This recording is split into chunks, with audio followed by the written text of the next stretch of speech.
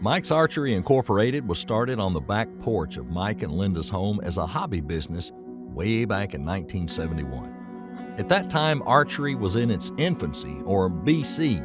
Mike likes to call it before compounds. The love for the sport of archery and hunting was the driving force. The small retail shop grew and serviced thousands of archers throughout the 70s. By 1980, the business had grown and taken a new direction with an Eastern distributorship. Now, this moved Mikes Archery Incorporated into wholesale distribution, shipping products to retailers across the United States. The company continued to grow and serve archery dealers with top-quality products, quick order response, and knowledgeable service. Currently, Mikes Archery Incorporated serves over 200 dealers and archers worldwide from the 6,000 square foot warehouse that's in Ironton, Ohio. They stock over 7,000 products from hundreds of the top brands in archery. The love of archery and hunting are still the passion that drives our business. Let's talk about Mike for a minute. If you've ever been around Mike, you'll understand he's a character. Now, don't let his age fool you. Mike still hunts extremely hard with a bow in his hand and an interlock on his arrow. Here we are. Can you believe this crap? There, we get some lighting. Two big dummies. Well, we made it to the top of the hill. We made it up. We got the tent up. We ate. We saw Billy. We saw mule deer. So, the only thing I'm missing is my wife to snuggle with, but... Well, you don't want to snuggle with me. Wow. Well, Mike, before it's over. Hopefully a polar bear don't come in. We're so far up. You'll get eaten. How far are we? 8 miles? I know the battery went dead in the GPS. Did it? Yeah. We're up 8 miles, I think. Jeez. I know one thing. We walked 9 hours. About. Because we left at 12. We had to go the long routes, I think I can tell you. But we're here. We're safe. We're in a tent. We're having fun. So we'll see you in the morning. Nighty. A few years back, Corey and Mike headed to Colorado for mountain goat. Mike drew a once-in-a-lifetime tag and wanted to capture the hunt on film, so with short notice, the men headed west in quest of mountain goats with the bow. Mountain goats, seeing all kinds of cool animals. Man, I'm having a great time. I feel great. We're at 12,000 feet, and I feel really good. I don't know about my buddy. Your buddy's old and over the hill and ready for... That's the biggest goat I've seen and the oldest coming right here. I guarantee it. Pushing 13,000 feet for the old man and still humping. The next morning, the boys climbed into goat country and came face to face with a shooter goat. We got a couple spotted. Looks like a couple big nannies with some, I don't know, babies. But at this age and at this level, we ain't gonna take no chances. So we got the perfect wind. They were coming down to us. We're gonna slip around these rocks, get behind some of these boulders and see if they won't come right up to us. So they don't really know what people are and they're kind of used to them up in this area. So it shouldn't be too difficult. Hopefully make good clean shot and interlock a big old mountain goat. Here we go, baby. Hopefully we can get around him and get a shot.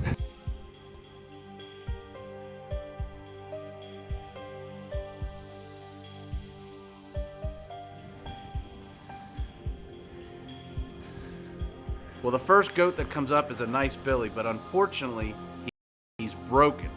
But right behind him is a big old nanny coming our way. Got one back up the mountain by itself. It's a nanny, but it's a lot bigger than that young billy. Knock an arrow. Yes. Yeah.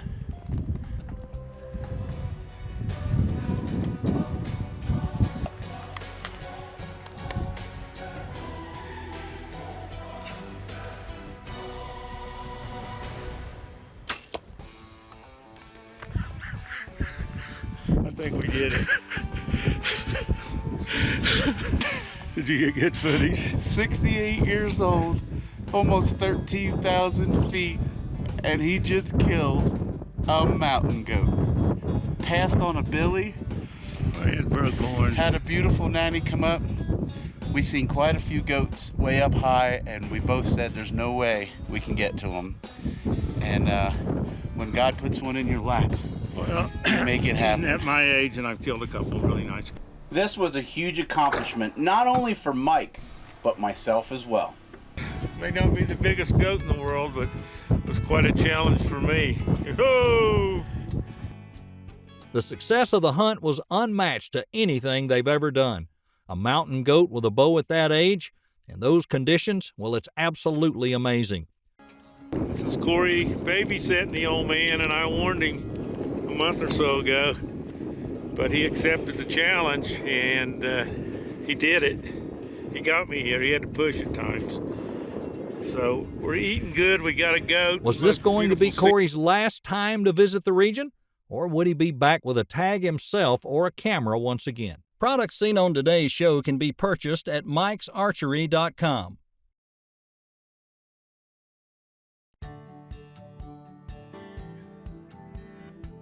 Now let's talk about Brian for a moment. Brian is currently running Mikes Archery day in and day out. Brian and his team work really hard to fill thousands of orders a day, as well as keep the showroom open for daily customers. And just like Mike, Brian really enjoys bow hunting. In fact, that's just about all he does or has ever done. Hunting across North America as well as the globe. Brian's been able to take down some amazing animals through the years, but one hunt that really stuck out was for a Colorado mountain goat tag.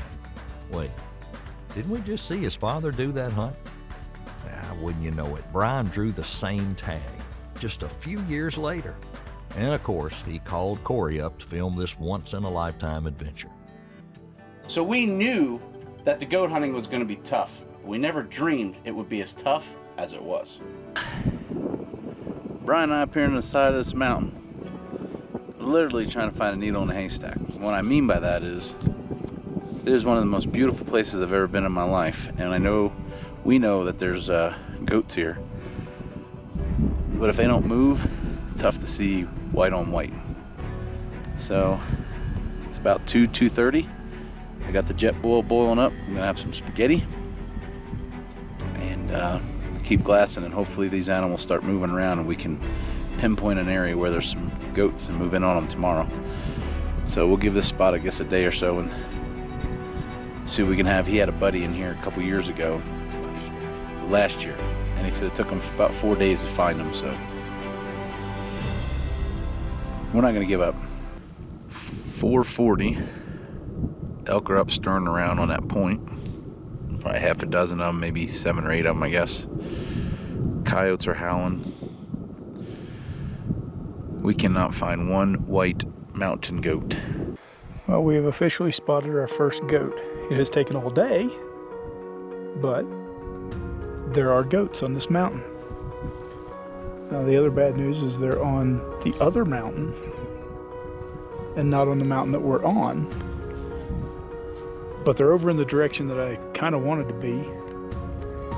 And so now tomorrow becomes make a decision. Now, it isn't Annie and a kid, so it's not like it's a big Billy that we're just going to run over there and try to figure out. But there are goats here, and we knew there were goats here. Had to be goats here.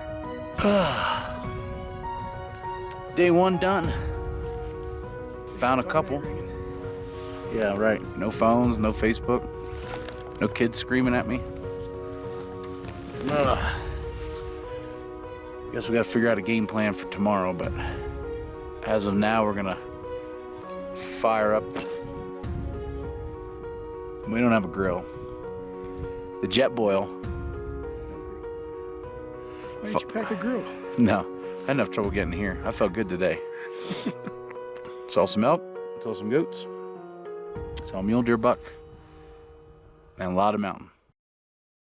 Man, sunburn, windburn yesterday, pretty bad. Look at that. They say this hunting stuff's easy. How are you making out? I'm alive. My ears are swelled shut. Yeah, my eyes are swelled shut. After a long first day of hunting, both Brian and Corey realized the goats they thought were in the area, well, they weren't. Breaking down camp. So we spent 2 days and no goats in the general vicinity of where we're at. So we're gonna break camp and make a new plan. An early snowfall may have moved them down off the mountain to lower terrain. The plan was to move off the mountain and waste no time. They packed up camp and headed back down the mountain to come up with a new plan. And we are now going to head down for plan B. We've hooked up with an outfitter with horses, and we're going to go check in with them, get some paperwork filled out, figure out how many horses we need, and make a plan for headed back into the backcountry so we can get way deep into these mountains and find us a good goat and hopefully get a shot. Thanks to a local outfitter, Brian was back in business. The new plan was to have horses take the guys along the trails of the railroad tracks to the same area that Corey visited years prior. The rumor was there were still goats in that area. Corey and Brian met up with Clayton and his brother, and they hit the trail. It wasn't going to be an easy ride, and it surely wasn't going to be a 5-minute walk.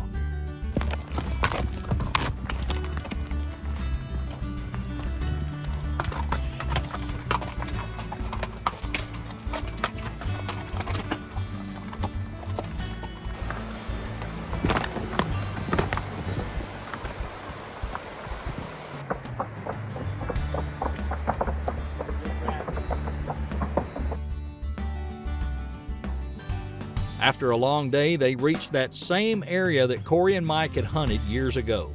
Would history repeat itself once again? We just rolled in right here. This is where it all began for Mike and I. Brian's over there, and Mike, you paved the way for Brian, and we're on the same trail. I mean, we're in the same shirt. I didn't want to tell nobody, but I brought the old. This was pretty special to me because I was back on the same trail that I was on with Brian's dad. Back on the mountain where I was a few years back, and does it ever feel good? Got to see a couple landmarks that I recognized, and yeah, I ain't gonna lie, it choked me up a little bit. It was pretty cool. I never thought I'd ever get back on this mountain. The next morning we wake up, I'm so excited because I'm like, this is gonna be so easy. There's gonna be goats all over the face of this mountain, and we're gonna tag out, and it's gonna be the greatest thing ever. I was wrong. First morning, the guys woke up to clear skies and great weather. They began the climb to exactly where Mike had shot his goat, and there was no goats to be found. Good morning. I think it's still morning.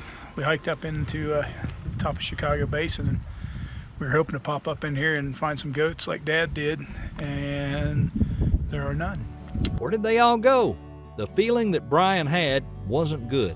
However, they call it hunting for a reason. It was now time to hunt, glass, and scout for these goats. After a few days of hunting with no luck, they began to worry. It was the last day of the hunt before the horses were to pick the guys up. After another morning with no goats, they started back toward the camp when they finally spotted some goats high up on the mountain. The hunt was on, even though both Corey and Brian knew it was a long shot to even get close to these goats. We're officially in goat country with goats. With time ticking away and so many eyes looking down the mountain, the plan wasn't working. The goats were moving higher up the hill, and time wasn't on Brian's side. It's do or die time. Years and years of applying thousands and thousands of dollars came down to the final push, and it didn't plan out. The goats, well, they used the elevation to their advantage and went over the hill, and the guys left it all on the mountain. The tag wasn't filled, but the memory made was well worth it. As we got closer and closer, those goats knew something was wrong, and they fed right up over and finally disappeared over top of the mountain. And Brian's goat hunt was over. The stars did not line up like they did for his father 3 years prior. This isn't an easy hunt. The elevation, the terrain, and the weather can all dictate the outcome. 4 years prior, Mike was very fortunate to have the stars line up in his favor, but years later, the stars were not. Now, both Brian and Mike don't just hunt for mountain goats. Mike has taken some big whitetails through the years as well as other big game. Mountain lion's another big game animal that Mike's taken, both from the 70s and just a few years ago. As you can tell, both Mike and Brian really thrive on bow hunting. Both have even gone as far as Alaska to bow hunt for brown bear. Mike had done it years ago, while Brian was able to go recently where he came face to face with a big Alaskan brown bear.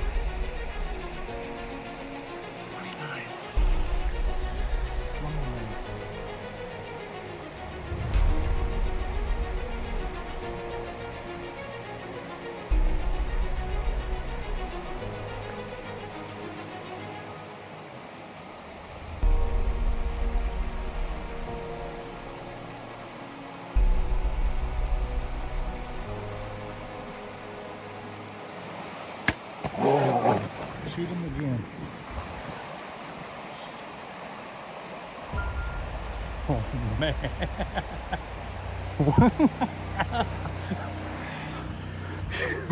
Brian, I think we just got us a brown bear. Holy crap. That just absolutely tatered him. Sorry it took so long. He let out that roar and went up the bank. I think he couldn't have went over 50 yards. He's laying right there. Laying right there. He's not dead yet. Yeah, well, we'll let him think about that.